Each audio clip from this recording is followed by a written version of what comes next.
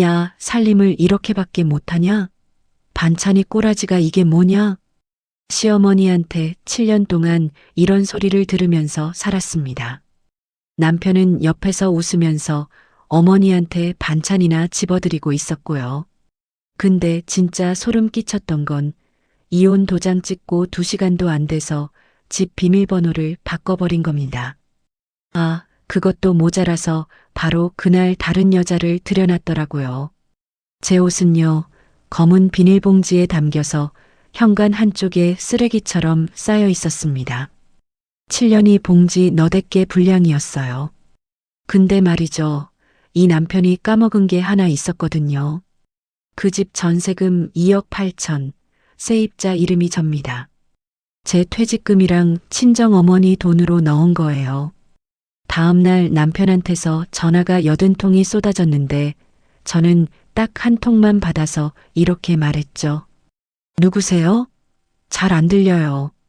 그 뒤로부터 시댁 식구들은 난리가 났죠. 왜 난리가 났냐고요? 그건 지금부터 들어보세요. 안녕하세요, 시청자 여러분. 자, 그럼 전세금 2억 8천으로 시댁을 발칵 뒤집어 놓은 윤서정 씨의 사연 지금 바로 시작합니다.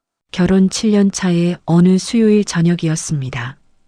저는 남편 한재윤의 양복을 세탁소에 맡기려고 옷걸이에서 꺼내 주머니를 뒤지고 있었죠. 안주머니에서 접힌 종이 한 장이 손끝에 걸렸습니다. 강남의 프렌치 레스토랑 영수증이었어요. 2인 식사, 와인 포함 32만 원. 저는 그날 재윤과 외식한 적이 없습니다. 손이 떨리지 않았어요.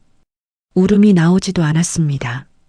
저는 핸드폰을 꺼내 그 영수증을 찍었고 클라우드에 증거라는 이름의 폴더를 만들어 저장했습니다. 7년간의 결혼을 끝내는 첫 번째 기록이었죠. 그날 밤부터 저는 재윤을 관찰하기 시작했습니다. 매주 화요일과 목요일 재윤은 어김없이 팀 회식이라고 말하고 자정이 넘어서 들어왔어요.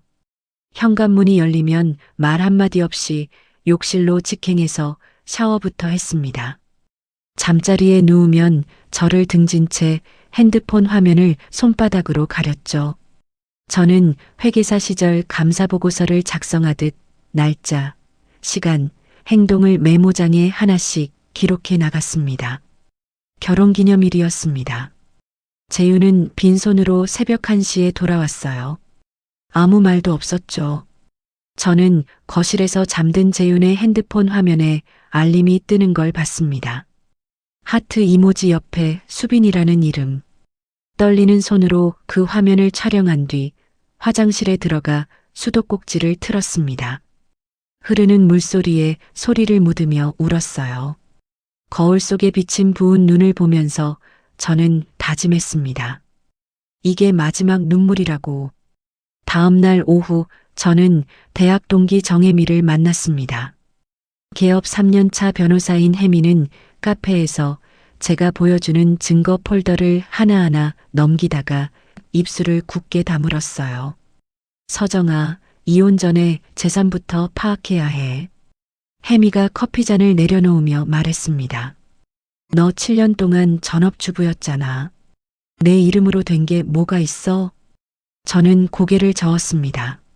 없어. 통장도 재윤 이름이고 보험도 재윤 이름이야. 하나도? 혜미가 눈을 가늘게 뜨며 되물었습니다. 하나 있어. 혜미가 몸을 앞으로 기울였습니다. 뭔데? 전세계약서. 세입자 이름이 내 이름이야. 결혼 초 시아버지 한병우가 살아계실 때 시어머니 소유 아파트에 전세로 들어갔습니다. 전세금 2억 8천만 원. 제 퇴직금 1억 5천에 친정어머니가 보태주신 1억 3천을 합친 돈이었죠. 그 계약서의 세입자 이름은 윤서정이었습니다. 혜미가 두 손을 깍지 끼며 말했습니다. 서정아, 전세 만료가 언제야? 한 7개월쯤 남았어. 혜미의 눈빛이 날카롭게 변했습니다. 그러면 지금 바로 움직여야 해. 만료 6개월 전까지 시어머니한테 안 살겠다고 통보를 보내야 하거든. 통보, 내용 증명. 법적으로 효력 있는 우편이야. 이걸 보내야 나중에 전세금을 돌려달라고 할 수 있어. 저는 고개를 끄덕였습니다. 다음 주에 바로 보내자. 혜미가 제 손을 잡으며 말했습니다. 이혼 시점이랑 전세 만료 시점을 맞춰야 해. 길게 보고 가자. 그 주말 시어머니가 주최한 가족 식사 자리였습니다. 시어머니 김말순이 밥상머리에서 제 얼굴을 빤히 쳐다보다가 젓가락으로 반찬을 가리키며 입을 열었어요. 서정아, 살림을 이렇게밖에 못하냐? 반찬이 이게 뭐야? 재유는 시어머니 옆에 앉아 웃으면서 반찬을 집어들였습니다. 아내에 대한 모욕을 들으면서도 눈 하나 깜짝하지 않았죠. 저는 젓가락을 내려놓았습니다. 이 치욕의 밥상이 마지막이 될 거라고 되새기면서 월요일 오전 혜미가 소개해준 법무사를 만나 전세금을 돌려받는 절차를 상담받았습니다.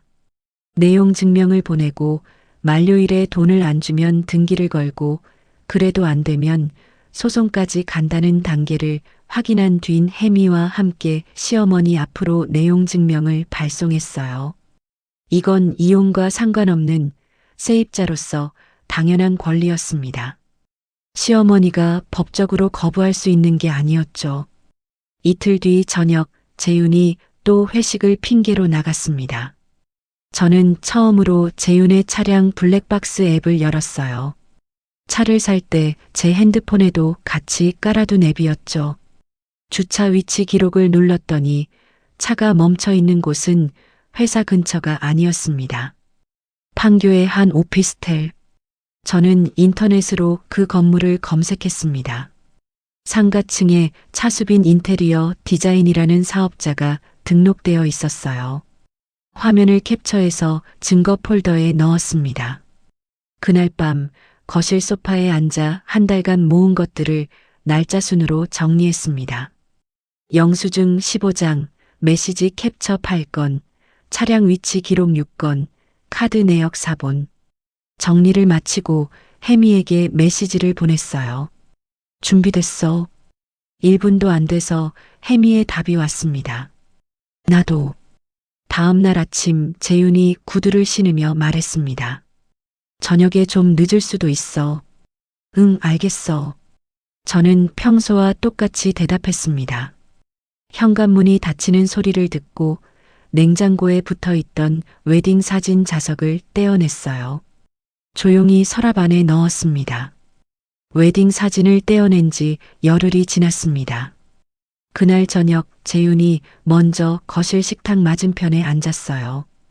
평소와 다르게 두 손을 모으고 저를 똑바로 쳐다봤습니다. 서정아, 우리 이야기 좀 하자. 재윤이 물컵을 한 모금 마시며 입을 열었습니다. 나도 많이 생각해봤는데 우리 솔직히 요즘 대화도 없잖아. 같이 있어도 각자 따로 사는 것 같고. 재윤이 손가락으로 식탁 모서리를 두드리며 이어갔습니다. 성격이 안 맞는 것 같아. 서로한테 좋지 않은 것 같고. 정리하는 게 맞지 않을까? 외도에 대한 말은 한마디도 없었습니다. 저는 입술을 살짝 깨물며 놀란 표정을 만들었어요. 속으로는 네가 먼저 말해줘서 고맙다고 생각하면서 갑자기 무슨 소리야? 저는 목소리를 떨리게 만들었습니다. 갑자기가 아니야. 나도 오래 고민한 거야. 재윤이 고개를 숙이며 말했습니다. 진지한 척했지만 눈동자가 계속 핸드폰 쪽으로 움직이는 걸 저는 놓치지 않았죠. 생각할 시간 좀 줘. 저는 눈을 글썽이며 말했습니다. 재윤의 어깨에서 힘이 빠지는 게 보였어요. 안도하는 기색을 감추지 못하면서 고개를 끄덕였습니다. 응, 천천히 생각해. 급한 거 아니니까. 그날 밤 저는 이불 속에서 혜미에게 전화했습니다. 재윤이 먼저 이혼 얘기 꺼냈어. 진짜? 타이밍 좋다. 내용 증명 보낸 지 한 달 넘었으니까 법적으로 완전히 효력 잡힌 상태야. 혜미가 볼펜 뚜껑을 딸깍거리는 소리가 수화기 너머로 들렸습니다. 이제 네가 조건 들고 나가면 돼. 사흘 뒤 저는 재윤 앞에 앉았습니다. 미리 적어둔 종이 한 장을 식탁 위에 밀어놓았어요. 합의 이혼으로 하자. 깨끗하게. 재윤이 눈을 크게 떴습니다. 이렇게 빨리 답을 줄 몰랐는데 오래 끌어봐야 서로 힘들잖아. 재윤이 종이를 집어들었습니다. 위자료 포기, 가재도구 포기. 그 항목들을 읽을 때 재윤의 입꼬리가 슬쩍 올라가는 걸 봤어요. 그런데 다음 줄에서 재윤의 손이 멈췄습니다. 전세금 2억 8천 반환은 별도 진행? 이건 뭐야? 재윤이 종이를 식탁에 내려놓으며 물었습니다. 이건 엄마한테 말해봐야 하는데 전세계약서에 세입자 이름이 내 이름이야. 이혼이랑 상관없이 계약 만료되면 집주인이 돌려줘야 하는 거야. 저는 짧게 설명했습니다. 재윤이 고개를 갸웃거리다가 고개를 끄덕였어요. 7년 동안 자기 집 전세 계약이 어떻게 되어 있는지도 모르고 살았던 거죠. 저는 속으로 쓴웃음을 지었습니다. 가정법원에 합의 이혼 신청서를 내고 30일 숙려 기간이 시작됐습니다.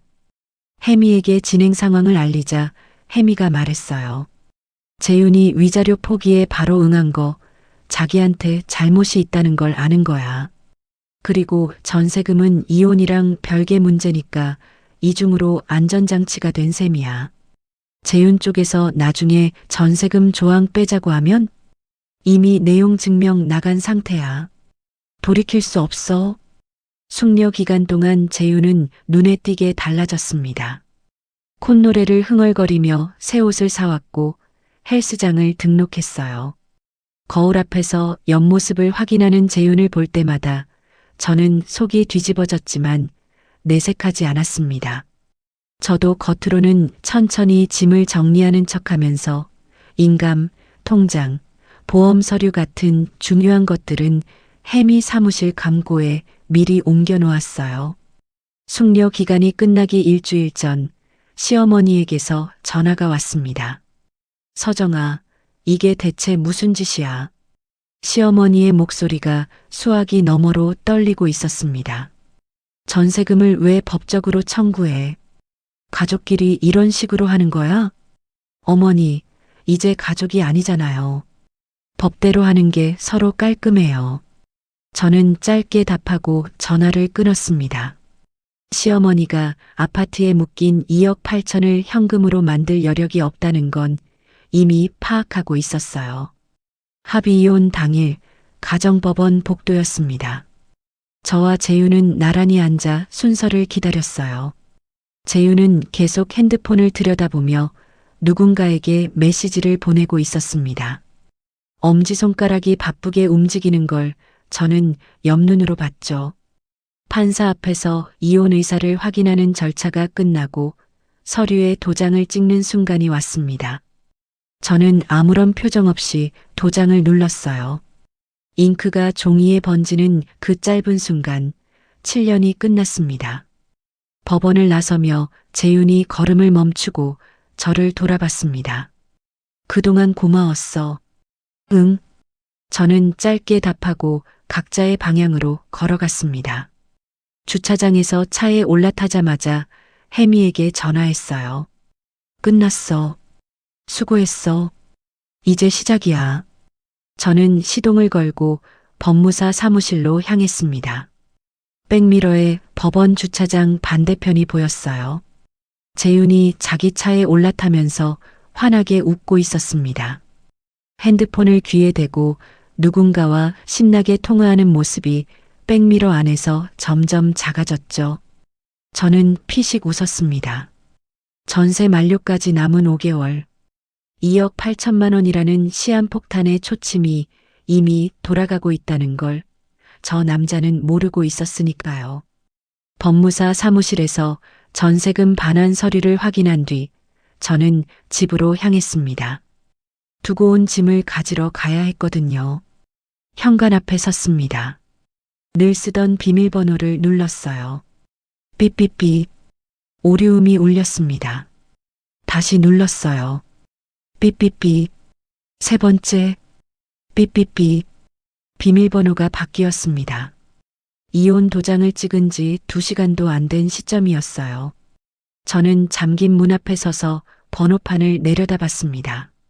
그때 엘리베이터 문이 열리면서 장바구니를 든 옆집 아주머니 박미경이 나왔어요. 저를 발견하고는 반갑게 다가왔습니다. 어머, 서정 씨. 아까 재윤 씨가 젊은 여자분이랑 같이 들어가던데. 박미경이 장바구니를 내려놓으며 아무렇지 않게 말했습니다. 아, 그래요? 저는 짧게 답한 뒤 핸드폰을 꺼냈습니다. 비밀번호가 바뀐 시각, 박미경의 말, 아파트 복도 천장에 달린 방범 카메라. 하나하나 메모했어요. 재윤과 여자가 함께 들어간 장면이 찍혀 있을 거라는 것까지. 주차장으로 내려와 혜미에게 전화했습니다. 혜미야, 비밀번호가 바뀌었어. 문이 안 열려. 뭐? 지금? 혜미가 의자에서 벌떡 일어나는 소리가 들렸습니다. 옆집 아주머니가 재윤이 젊은 여자랑 같이 들어갔다고 했어. 혜미가 깊게 숨을 내쉬었습니다. 서정아, 너 아직 전세 만료 전이야. 정당한 세입자라고. 관리사무소 직원 세워놓고 문 열 수 있어. 지금 할까? 오늘은 빠져. 내일 내가 같이 갈게. 법적으로 절차 밟아서 물건 빼자. 저는 혜미 말대로 발걸음을 돌렸습니다. 이혼한 지 2시간 만에 비밀번호를 바꾸고 다른 여자를 들인 그 남자. 분노보다 차가운 것이 가슴 안쪽에서 단단하게 굳어지는 걸 느꼈어요. 친정어머니 집으로 갔습니다. 제 옛방에 짐을 풀면서 어머니에게 말했어요. 엄마, 나 이혼했어. 어머니는 부엌 문 앞에 서서 한참 동안 아무 말이 없었습니다. 행주를 쥔 손에 힘이 들어가는 게 보였어요. 고생했다. 어머니는 그 한마디만 하고 부엌으로 들어갔습니다. 얼마 뒤 된장찌개 끓는 냄새가 났어요. 좁은 방 한 구석에 여행용 캐리어 하나와 서류 가방 하나를 놓았습니다. 36년 인생이 가방 2개로 줄어든 거죠. 그래도 이 방에는 아무도 함부로 비밀번호를 바꿀 수 없다는 사실이 이상하게 마음을 놓이게 했습니다. 다음 날 아침 9시부터 재윤의 전화가 시작됐습니다. 저는 처음 몇 통을 무시했어요. 점심때쯤 핸드폰을 확인하니 부재중 전화가 34통이었습니다. 문자도 쏟아지고 있었어요. 전세금이 무슨 소리야. 엄마가 쓰러지실 것 같다. 네가 이럴 줄 몰랐다. 시어머니가 내용 증명의 뜻을 이제야 아들에게 제대로 설명한 모양이었습니다. 저는 문자를 하나하나 캡처해서 혜미에게 보냈어요. 폭격 시작됐어. 오후 늦게 부재중 전화가 67통을 넘었습니다. 저는 재윤의 전화를 한 통 받기로 했어요. 여보세요. 수화기 너머로 재윤이 거칠게 숨을 몰아쉬고 있었습니다. 서정아, 2억 8천을 어떻게 하라는 거야? 엄마한테 현금이 어딨어? 재윤의 목소리가 찢어질 듯 높았습니다. 저는 3초 동안 아무 말도 하지 않았어요. 그리고 일부러 끊어질 듯 작은 목소리로 말했습니다. 누구세요? 잘 안 들려요. 전화를 끊었습니다. 7년간 참아온 모든 것에 대한 저의 대답이었어요. 전화를 끊자마자 다시 벨이 울렸지만 저는 핸드폰을 무음으로 바꿨습니다. 어머니가 차려준 저녁밥을 먹으며 전세금 이야기를 간략히 꺼내자 어머니가 숟가락을 내려놓으며 말했습니다. 그 돈은 내 퇴직금이랑 내가 보탠 거다. 한 푼도 놓치면 안 된다. 어머니의 목소리가 단단했어요. 7년 전 시어머니가 돈은 우리 집에서 관리한다며 제 경제권을 가져갔던 기억이 떠올랐습니다. 다음 날 오전 혜미와 함께 아파트를 찾아갔습니다. 관리사무소 직원이 함께 올라가서 비상 열쇠로 문을 열었어요. 현관이 열리는 순간 여자 슬리퍼가 가지런히 놓여 있는 게 보였습니다. 세면대에는 낯선 화장품들이 줄지어 있었어요. 옷장 앞으로 갔습니다. 제 옷은 모두 검은 비닐봉지에 담겨 현관 한쪽에 쌓여 있었어요. 7년의 무게가 쓰레기 봉투 너댓 개 분량이었습니다. 저는 필요한 것만 챙겼습니다. 앨범, 어머니 유품인 비녀, 대학 졸업장. 아파트를 나서는데 복도에서 다시 박미경과 마주쳤어요. 어머, 서정 씨. 어제 그 젊은 여자분이 짐 들고 들어오던데. 혜미가 제 팔을 잡아 걸음을 재촉했습니다. 엘리베이터 안에서 저는 혜미를 보며 말했어요. 이혼한 지 하루 만에 입주 완료래. 입꼬리를 올렸지만 눈은 웃지 않았습니다. 엘리베이터 문이 닫혔습니다. 저는 혜미에게 물었어요. 시어머니 쪽에서 전세금 좀 늦게 주겠다고 하면 어떻게 해? 혜미가 엘리베이터 버튼 옆에 기대서며 대답했습니다. 안 받아주면 돼. 만료일에 안 주면 바로 다음 수순 밟는 거야. 차에 올라타서 혜미와 하나하나 점검했습니다.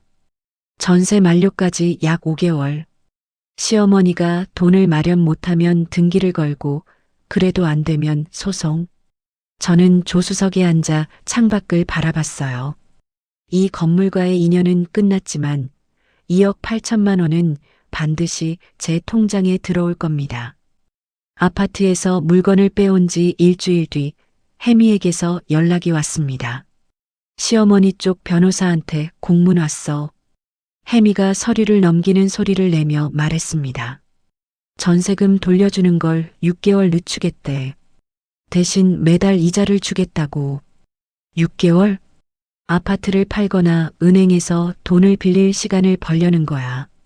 받아주면 안 돼. 시간 끌수록 변수가 생겨. 저는 망설이지 않았습니다. 유예 없이 만기일에 바로 돌려받는 걸로 해줘. 혜미가 알겠다며 전화를 끊었어요. 그 주말 친정 근처 부동산 중개사무소 3곳을 돌았습니다. 전세금 규모에 맞는 작은 아파트를 찾고 있었어요. 서울 외곽의 24평짜리 한 곳이 전세 2억 5천에 나와 있었습니다. 나머지 3천만 원은 생활비로 쓸 수 있다는 계산이 섰죠. 부동산 사장님이 서류를 정리하며 물었습니다. 혼자 사실 건가요? 네, 혼자요. 그 2글자가 입 밖으로 나오는 순간 이상하게도 가슴이 가벼웠습니다. 당장 생활비가 필요했어요. 친정 근처 세무사 사무소에 파트타임 자리가 있다는 걸 알게 됐습니다. 7년이라는 공백이 있었지만 공인회계사 자격은 살아있었고 장부 정리나 세금 관련 보조 업무는 할 수 있었어요. 면접 날 김 소장이 제 이력서를 들여다보다가 안경을 치켜 올리며 말했습니다. 회계사가 파트타임이라니 아깝네. 바로 나올 수 있어요? 다음 주 월요일부터 가능합니다. 김 소장이 고개를 끄덕이며 손을 내밀었어요. 그럼 월요일에 봅시다. 세무사 사무소에서 일을 시작한 지 2주째 되던 날이었습니다. 핸드폰에 시어머니 이름이 떴어요. 이전처럼 거칠게 쏘아붙는 목소리가 아니었습니다. 낮게 가라앉은 목소리였어요. 서정아. 시어머니가 수화기 너머에서 한참 말을 잇지 못했습니다. 7년간 내가 잘못한 거 안다. 저는 숨을 멈췄어요. 시어머니 입에서 이런 말이 나올 줄은 몰랐거든요. 근데 이 돈을 한꺼번에 빼가면 내가 집을 팔아야 해. 제발, 제발. 7년간 단 한 번도 들어본 적 없는 단어였습니다. 순간 가슴 한쪽이 흔들렸어요. 그런데 바로 뒤이어 떠오르는 것들이 있었습니다. 네가 뭘 했다고.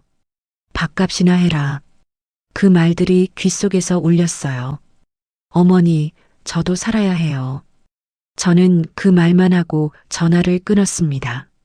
전세 만기일이 다가왔지만 시어머니는 끝내 돈을 마련하지 못했습니다. 저는 혜미와 함께 만기일 바로 다음 날 법원에 갔어요. 제 전세금이 이 아파트에 묶여 있다는 걸 공식적으로 기록해달라는 신청이었습니다. 이게 등록되면 시어머니가 아파트를 팔더라도 제 전세금이 가장 먼저 빠져나오게 되는 거죠. 약 2주 뒤 법원에서 결정문이 나왔습니다. 저는 그 종이를 두 손으로 받아들었어요. 제 이름으로 된 첫 번째 법적 권리가 현실이 된 순간이었습니다. 그 소식을 들은 재윤이 다시 연락해 왔습니다. 카카오톡으로 긴 메시지를 보냈어요. 엄마한테 이러는 건 너무하다. 어떻게든 돈 마련해 볼 테니까 등기 취소해라. 저는 그 돈이라는 표현에서 눈이 멈췄습니다. 제 퇴직금과 친정 어머니의 돈이 그 돈으로 줄어드는 순간 이 남자에 대한 어떤 미련도 완전히 사라졌어요. 읽었다는 표시만 남기고 답장하지 않았습니다. 시어머니가 전세금을 마련하지 못하자 혜미가 본격적으로 소송을 냈습니다.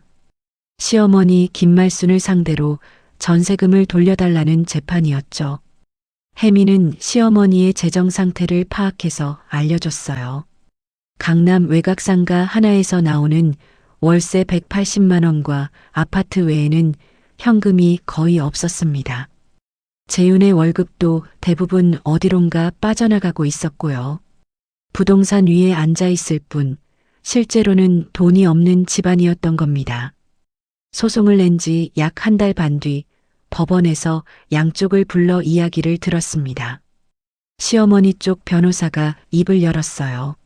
아파트 매매를 진행 중입니다. 팔리는 대로 바로 돌려드릴 테니 2개월만 시간을 주십시오. 저는 혜미와 짧게 눈을 마주쳤습니다. 혜미가 고개를 살짝 끄덕였어요. 아파트 팔린 대금에서 전세금을 바로 저한테 넘기는 조건이면 받아들이겠습니다. 혜미가 자리에서 일어나며 말했습니다. 매매 대금이 다른 데로 빠지지 않도록 하자는 겁니다. 양쪽이 그 조건에 합의했습니다. 법원 복도로 나오는데 시어머니가 갑자기 제 이름을 불렀어요. 서정아. 저는 걸음을 멈추고 돌아섰습니다. 시어머니가 핸드백 끈을 두 손으로 움켜쥐며 말했습니다. 7년을 가족으로 살았으면 정이란 게 있어야 하는 거 아니냐? 저는 시어머니의 눈을 똑바로 봤습니다.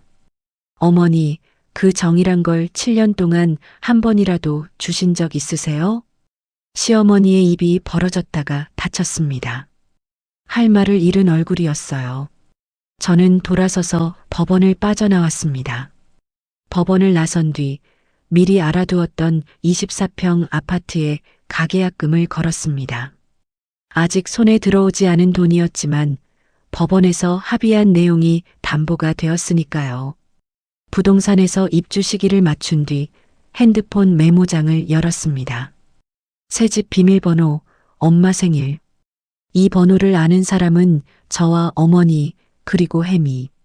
세 사람뿐이 될 겁니다. 가계약을 걸어둔 지 2주쯤 됐을 때였습니다.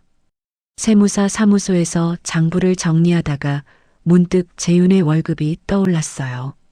중견 건설사 과장이면 연봉이 적지 않았을 텐데 재윤은 늘 같은 말을 했습니다. 월급이 빠듯해. 아껴 써. 그 말을 믿고 7년을 살았어요.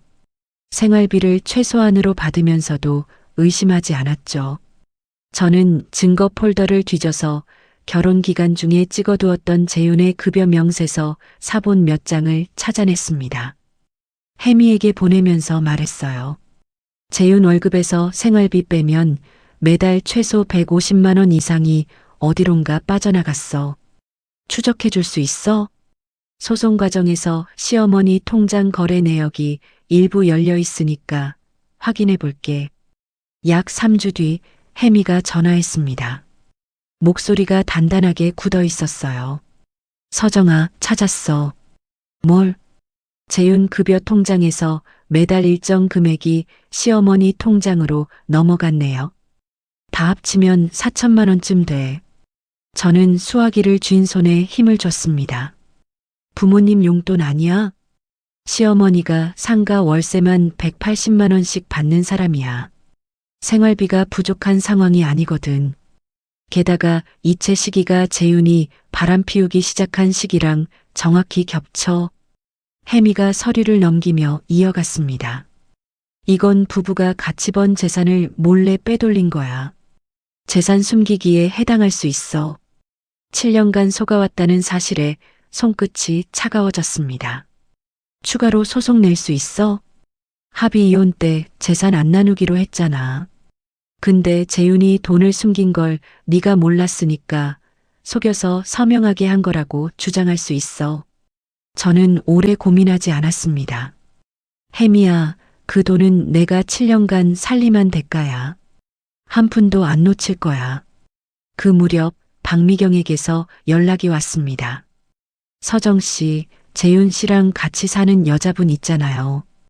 둘이 거의 매일 밤 싸우더라고요. 박미경이 목소리를 낮추며 말했습니다. 특히 돈 얘기로 많이 싸우는 것 같아요.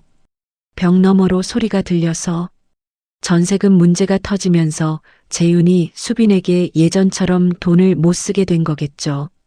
재산분할 소송장이 재윤에게 전달된 날 저녁이었습니다. 세무사 사무소에서 퇴근해 친정집 골목으로 접어드는데 가로등 아래에 누군가 서 있었어요. 재윤이었습니다. 볼이 꺼지고 눈 밑에 그늘이 져 있었어요. 서정아. 재윤이 한 걸음 다가오며 제 앞을 막았습니다. 소송까지 하는 거야? 진짜 이렇게까지 할 거야? 판교 오피스텔에서 뭐 했는지 네가 더 잘 알잖아. 우리 사이가 어떤 사이인지 정한 건 너야. 저는 재윤을 지나쳐 걸었습니다. 현관문을 열고 들어가서 문을 닫았어요. 재윤이 뒤에서 뭐라고 더 말했지만 듣지 않았습니다.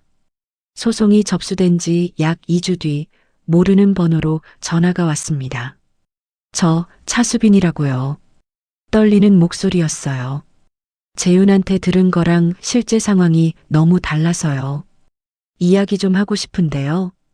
순간 가슴 밑바닥에서 뜨거운 것이 치밀었습니다.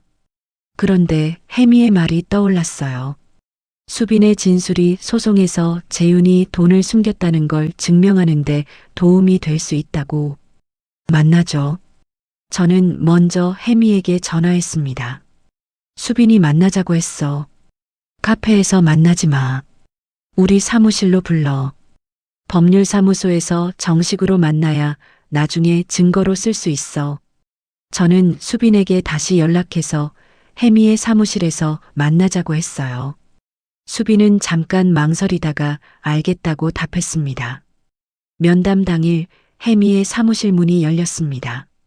수빈은 작고 마른 체구에 눈이 벌겋게 충혈되어 있었어요. 자리에 앉자마자 말을 쏟아냈습니다. 재윤 씨가 아내랑 따로 산 지 오래됐고 곧 정리된다고 했어요.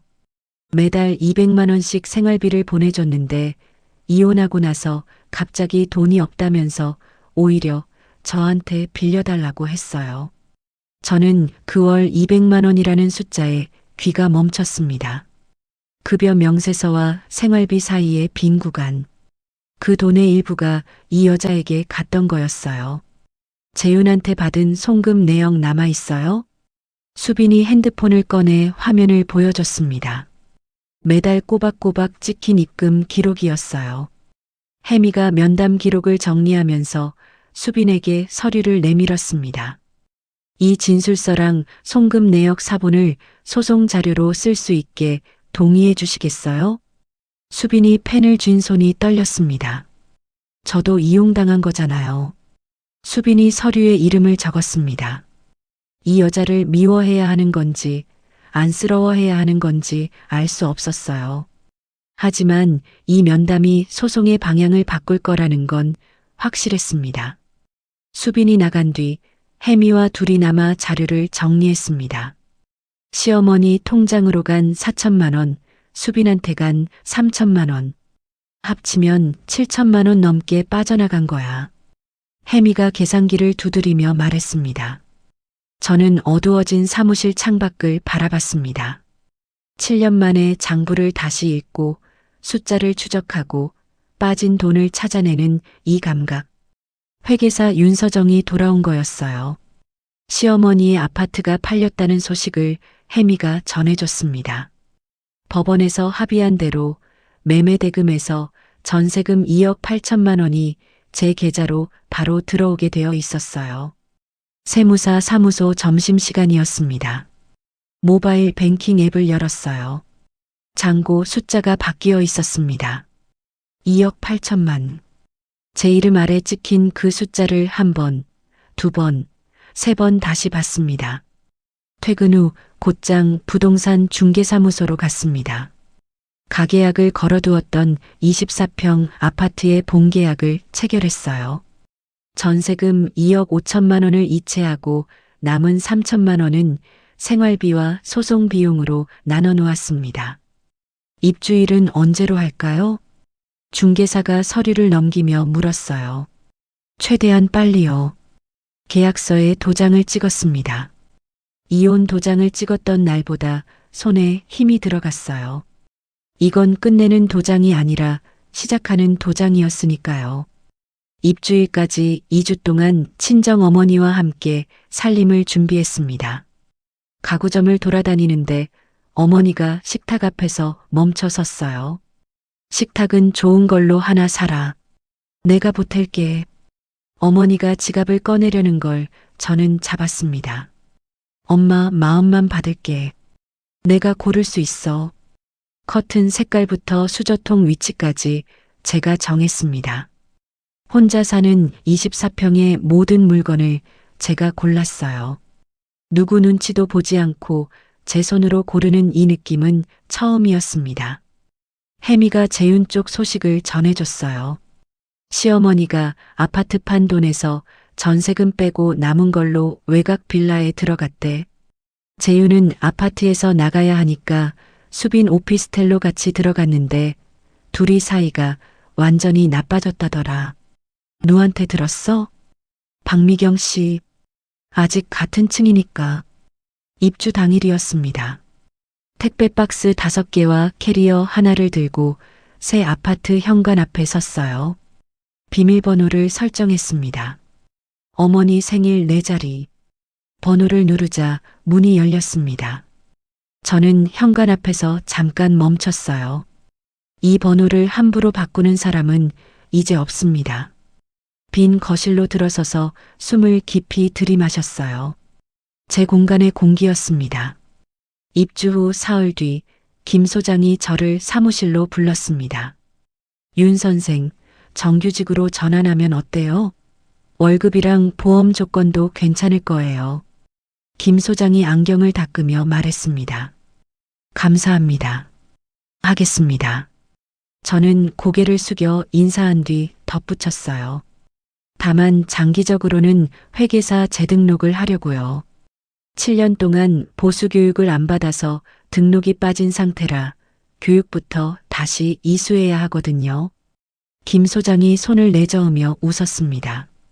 그때까지 여기서 실력 쌓으면 되지. 응원하겠소.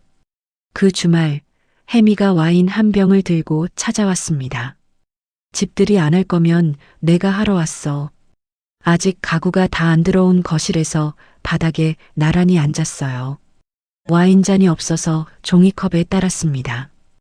혜미가 종이컵을 들어 올리며 빈 벽을 둘러봤어요. 야, 내 집이다. 내 집. 저는 텅 빈 벽을 바라봤습니다. 이 벽을 제가 원하는 것으로 채울 수 있다는 사실이 와인보다 더 머리를 어지럽혔어요. 혜미야, 고마워. 진짜 뭘 고마워해. 네가 다 한 거지. 혜미가 종이컵을 제 종이컵에 부딪혔습니다. 탁 하는 가벼운 소리가 빈 거실에 퍼졌어요. 집들이 다음 주 월요일 재산분할 소송 첫 번째 재판이 열렸습니다. 혜미가 법정에서 재윤이 시어머니 이름으로 보낸 4천만 원과 수빈에게 보낸 3천만 원의 증거 자료를 냈어요. 수빈이 혜미의 사무실에서 작성한 진술서가 핵심이었습니다. 재윤한테 매달 200만 원씩 받았고 그 돈이 월급에서 나온 거라고 재윤이 직접 말했다는 내용이었죠. 재윤 쪽 변호사가 재판을 미뤄달라고 했지만 판사가 고개를 저었습니다. 법정을 나서는데 재윤이 복도에서 제 팔을 잡았습니다. 눈이 충혈되어 있었고 양복이 구겨져 있었어요. 수빈한테까지 연락한 거야? 수빈이 먼저 연락해 왔어. 그리고 네가 숨긴 돈 찾는 건 내 권리야. 저는 팔을 빼고 돌아섰습니다. 등 뒤에서 재윤이 벽을 주먹으로 치는 둔탁한 소리가 울렸어요. 저는 걸음을 멈추지 않았습니다. 그날 저녁 새집 현관 비밀번호를 누르고 불을 켰습니다. 아직 커튼이 없는 창으로 야경이 들어왔어요. 전세금은 돌아왔고 새집도 생겼고 직장도 있었습니다. 하지만 재산분할 소송이 남아 있었어요. 식탁 위에 소송 자료를 펼쳐놓고 정리하다가 고개를 들어 창밖을 봤습니다. 내일 퇴근길에 커튼부터 사야겠다고 생각하며 불을 껐습니다. 첫 번째 재판으로부터 약 3주 뒤 두 번째 재판이 열렸습니다. 재윤 쪽 변호사가 먼저 입을 열었어요. 시어머니 통장으로 보낸 돈은 부모님을 위한 효도 자금이었습니다. 혜미가 자리에서 일어나 서류를 꺼냈습니다. 시어머니는 상가 월세 수입만으로 충분히 생활이 가능한 분입니다. 그리고 재윤 씨가 시어머니 통장에 돈을 보내기 시작한 시기가 외도가 시작된 시기, 수빈 씨에게 송금한 시기와 정확하게 겹칩니다. 혜미가 타임라인 자료를 판사에게 제출했어요. 날짜별로 정리된 이체 내역과 외도 정황이 한 장에 나란히 놓여 있었습니다. 판사가 자료를 한참 들여다봤어요. 다음 기일에 심리를 마치고 판결을 선고하겠습니다. 법원을 나오며 혜미가 말했습니다. 판사가 우리 쪽 자료를 오래 봤어. 좋은 신호야. 확실해? 확실한 건 결과가 나와봐야 알지. 근데 흐름은 나쁘지 않아. 판결까지 약 한 달이 남았습니다. 낮에는 세무사 사무소에서 장부와 씨름하고 밤에는 집에 돌아와 보수교육 온라인 강의를 들었어요. 법정에서 재윤이 저를 바라보던 눈빛이 문득문득 떠올랐지만 컴퓨터 화면 속 숫자들에 집중하면서 기다림의 시간을 버텨냈습니다. 판결을 3주쯤 앞둔 어느 날 혜미에게서 전화가 왔어요. 재윤이 우리 사무실로 직접 찾아왔었어. 뭐? 합의하자고. 5천만 원에 끝내자고 했어. 저는 의자 등받이에 몸을 기댔습니다. 5천이면 턱없이 낮잖아. 맞아. 근데 상대가 먼저 손 내밀었다는 건 자기들이 불리한 줄 안다는 뜻이야. 어떻게 할래? 판결까지 가자. 증거도 충분하고 법원 분위기도 괜찮았잖아. 정당한 만큼 받을 거야. 판결을 약 2주 앞둔 어느 저녁이었습니다. 세무사 사무소에서 퇴근해 문을 나서는데 건물 앞에 낯익은 뒷모습이 서 있었어요. 돌아선 얼굴은 시어머니 김말순이었습니다. 화장기 없는 얼굴에 낡은 점퍼를 입고 있었어요. 예전에 가족 식사 자리에서 보던 모습과는 딴 사람 같았습니다. 서정아, 잠깐만. 시어머니가 한 걸음 다가왔습니다. 저는 경계하면서도 근처 편의점 앞 벤치로 안내했어요. 시어머니가 벤치에 앉아 한참 동안 말이 없었습니다. 손등에 핏줄이 도드라져 있었고 손가락이 가늘게 떨리고 있었어요. 수빈이가 재윤을 쫓아냈다. 시어머니가 무릎 위에 놓인 손을 내려다보며 입을 열었습니다. 오피스텔에서 나와서 우리 빌라로 들어왔는데 매일 술만 마셔. 시어머니가 고개를 들어 저를 봤어요. 내가 너한테 미운 소리 많이 했다. 그건 안다. 목소리가 갈라졌습니다. 근데 네가 미운 게 아니라 아들이 미운 거였어. 엄마라서 차마 그 말을 못한 거야. 저는 시어머니의 얼굴을 바라봤습니다. 64세 여자가 집을 팔고 빌라로 내려와서 아들의 뒷수습을 하고 있었어요. 그 모습에서 분노하는 다른, 이름 붙이기 어려운 것이 올라왔습니다. 하지만 저는 흔들리지 않겠다고 마음을 다잡았어요. 어머니, 심정은 이해해요. 근데 소송은 법원이 결정할 문제예요. 저는 분명하게 선을 긋고 자리에서 일어났습니다. 시어머니는 더 이상 잡지 않았어요. 고개를 끄덕이고 천천히 일어나 걸어갔습니다. 터벅터벅 멀어지는 시어머니의 뒷모습이 가로등 불빛 아래에서 작아졌어요. 7년간 가장 두려웠던 사람이 이렇게 작아질 수 있다는 게 믿기지 않았습니다. 집에 돌아와 현관문을 닫고 식탁에 앉아 내일 할 일 목록을 적기 시작했습니다. 판결 선고 당일이었습니다. 판사가 판결문을 읽었어요. 피고 한재윤이 결혼 기간 중 부부가 함께 모은 재산을 어머니 계좌와 제3자에게 빼돌린 사실이 인정됩니다. 원고가 이 사실을 모르는 상태에서 재산을 나누지 않겠다는 서류에 서명한 것은 피고가 속인 것으로 봅니다. 판사가 잠시 멈췄다가 이어갔습니다. 피고 한재윤은 원고 윤서정에게 4,800만 원을 지급하라. 7년의 값이 숫자로 바뀌는 순간이었습니다. 가슴 안에서 서글픔과 안도가 동시에 부딪혔어요. 법정을 나서는데 재윤이 복도에 서 있었습니다. 풀이 죽은 얼굴로 벽에 등을 기대고 있었어요. 다 네가 이겼다. 재윤이 바닥을 보며 말했습니다. 이긴 게 아니야. 내 것을 찾은 거야. 저는 재윤을 지나쳐 걸었습니다. 등 뒤에서 재윤이 작은 목소리로 말했어요. 미안하다. 저는 돌아보지 않았습니다. 법원 정문을 나서자 혜미가 커피 2잔을 들고 서 있었어요. 한 잔을 건네받아 한 모금 마시고 깊게 숨을 내쉬었습니다. 판결이 확정된 뒤 재윤에게서 4,800만 원이 나눠서 들어오기 시작했습니다. 혜미가 말했어요. 시어머니 도움이랑 본인 퇴직금 일부를 합쳐서 마련한 것 같아. 마지막 입금이 완료된 날 혜미에게 전화했습니다. 다 끝났어. 이제 진짜 끝이야. 그날 저녁 새집 거실벽에 혜미가 집 들일 때 가져온 액자가 걸려 있었어요. 그 옆에 세무사 사무소 정규직 사원증과 보수교육 수료 내역서를 나란히 놓았습니다. 식탁에 앉아 전세금 잔액 3천만 원, 재산분할금 4,800만 원, 매달 저축할 수 있는 금액을 하나하나 정리했어요. 처음으로 제 인생의 살림살이를 제 손으로 적어 내려가고 있었습니다. 목 안쪽이 뜨거워졌지만 울지 않았어요. 파일 이름을 적었습니다. 윤서정, 첫 번째 분기. 모든 소송이 끝나고 석 달이 지난 봄날 아침이었습니다. 거울 앞에 서서 출근 준비를 했어요. 세무사 사무소 업무에 자신감이 붙었고 보수교육도 절반 넘게 끝냈습니다. 회계사 재등록이 눈앞이었어요. 매일 아침 제가 고른 옷을 입고 제가 정한 시간에 일어나고 제가 내린 커피를 마시는 이 루틴이 저를 단단하게 만들었습니다. 현관 비밀번호를 누르고 문을 잠그는 손끝에 떨림은 없었어요. 출근길 지하철에서 혜미의 메시지가 왔습니다.